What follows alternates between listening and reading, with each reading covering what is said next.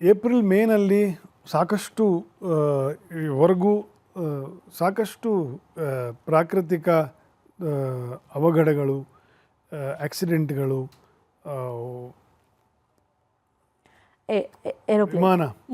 ವಿಮಾನಕ್ಕೆ ಸಂಬಂಧಪಟ್ಟಿರ್ತಕ್ಕಂತಹ ದುರಂತಗಳು ಆಗುವ ಲಕ್ಷಣಗಳು ಇದೆ.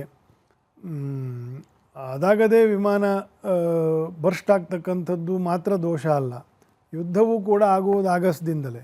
ಹೌದು, ಇವಾಗಲೇ ಹೇಳ್ತಾ ಇದ್ರಿ. ಆ ಯುದ್ಧ ಪ್ರಕೋಪಗಳು ಉಲ್ಬಣ ಆಗ್ತಕ್ಕಂಥದ್ದೆಲ್ಲ ವಾಯುವಿಗೆ ಸಂಬಂಧಪಟ್ಟಿರ್ತಕ್ಕಂಥ ದೋಷಗಳಿಂದಲೇ ಆಗ್ತಕ್ಕಂಥದ್ದು.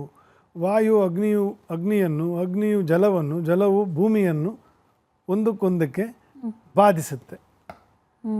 ಅದು ಇನೆವಿಟಬಲ್. ಅದು ಗ್ರಹರ ಚತುರ್ಗ್ರಹ ಪಂಚಗ್ರಹ ಯೋಗಗಳು ಮತ್ತು up to April 2nd week 3rd ವೀಕ್ವರೆಗೂ ಇದು ಒಬ್ಬರನ್ನೊಬ್ಬರು ಪಾಪ ಕೇಂದ್ರಗಳನ್ನು ಬಿಟ್ಟು ಹೋಗಲ್ಲ, ಮುಂದೆ ಸ್ವಲ್ಪ ಉಲ್ಬಣ ಆಗ್ತದೆ ಅದು.